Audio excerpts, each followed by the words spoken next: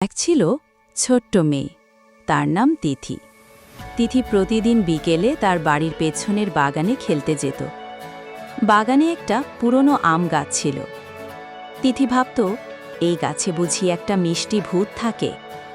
একদিন তিথি গাছের নিচে বসেছিল আর দেখল একটা ছোট্ট প্রজাপতি গাছের ডালে বসে আছে। প্রজাপতিটা খুব সুন্দর ছিল, তার ডানায় রংধনু ঝলমল করছিল। তিথি আস্তে করে হাত বাড়িয়ে প্রজাপতিটাকে ধরতে চাইল, কিন্তু প্রজাপতিটা উড়ে গেল। তিথি তখন একটু মন খারাপ করেই গাছের দিকে তাকালো। হঠাৎ গাছ থেকে একটা মিষ্টি আম ঝুপ করে পড়ল তিথির সামনে। তিথি অবাক হয়ে গেল।